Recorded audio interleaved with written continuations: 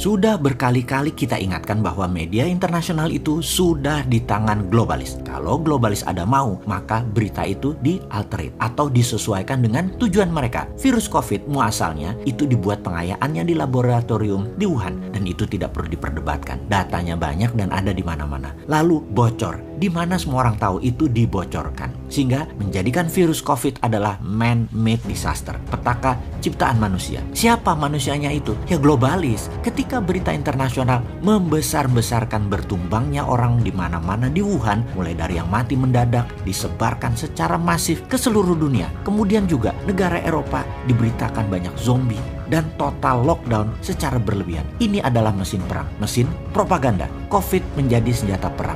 Beritanya kemudian menjadi mesin uang globalis, yaitu vaksin, obat, dan vitamin. 1,5 tahun setelah beritanya dibesar-besarkan, sekarang terbukti bahwa COVID menjadi mesin ekonomi. Panen akbar lah para broker kesehatan kaki tangan globalis ini dengan produk yang bernama vaksin dan berbagai macam obat-obatan, termasuk vitamin. Kemudian sekarang mendadak di semua media sosial dan media mainstream dunia kembali dihebohkan dengan bertumbangnya orang di India yang dikatakan bisa satu hari ada 50.000 kematian. Kemudian satu hari bisa ratusan ribu orang terpapar. Walaupun faktanya mendekati demikian, jumlah yang sangat besar itu memang mencerminkan kegagalan pemerintah India mengantisipasi second wave gelombang COVID kedua. Benar, di India saat ini memang mengalami second wave, triple mutation, Bengal strain namanya, memapar 300 ribuan kasus baru dan menyebabkan lebih dari 2.300-an kematian dalam satu hari, menempatkan India di urutan nomor 2 dengan 16 juta lebih kasus COVID. Nomor 2 setelah Amerika dengan 32 juta total kasus COVID. India dalam keadaan darurat. Sampai tidak ada kayu untuk mengkremasi pembakaran jenazah untuk melaksanakan kebiasaan di India tersebut. Hal ini membuat dunia mulai menganalisa lagi. Dr. Paul Tambia, profesor dari National University of Singapore mengatakan, data terbaik menunjukkan bahwa sistem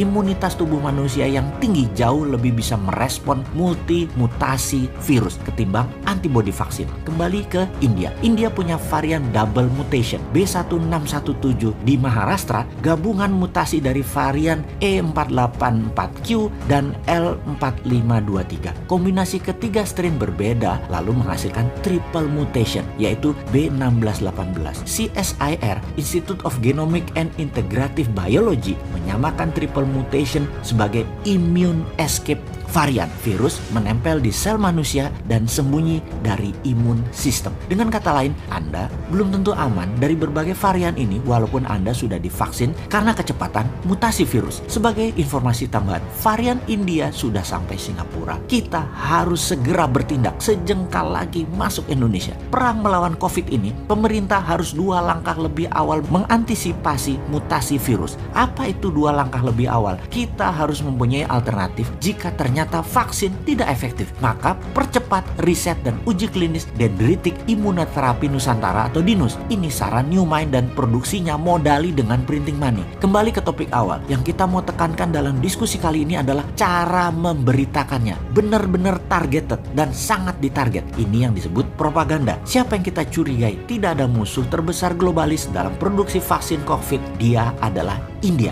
India menjadi target assassin dari intelijen operasinya globalis. Target operasi berita yang direkayasa, yang dilebih-lebihkan untuk memukul India dan memastikan vaksin global dipakai di India, dan India tidak sempat memproduksi vaksin untuk dunia. Globalis jago mengemas beritanya untuk menjadikan tool untuk membunuh India di mata internasional. Jadi mengerti mengapa India diserang beritanya dibesar-besarkan. Ya, karena India salah satu negara penghasil vaksin non-globalis terbesar, tercepat, serta tidak mau ikut vaksin globalis dari awal, menentang dan selalu melawan. Sama seperti vaksin lokal Indonesia yang merah putih, Nusantara, dan banyak lagi sekarang sedang dikembangkan. Semua nantinya ditarget juga. Jadi si Sontoloyo ini menyarankan produksi vaksin Indonesia juga produksi sistem peningkatan imunitas harus segera dilakukan, dan semua ini dilindungi oleh negara, bukan dihalangi atau diperlambat dengan izin BPOM yang dipersulit dan penggagasnya dimatikan karakternya. Juga tenaga ahlinya dianggap abal-abal. Kok membangun narasi antipati begitu sih? Jangan.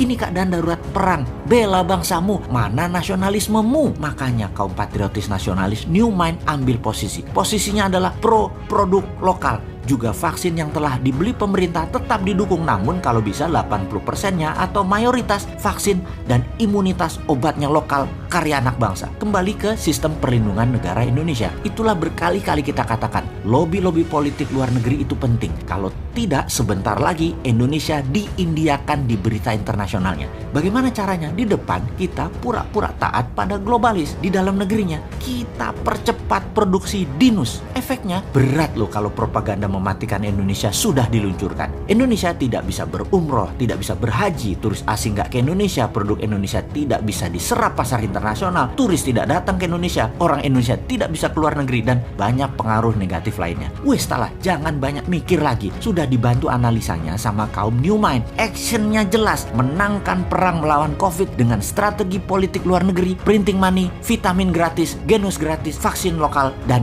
dinus.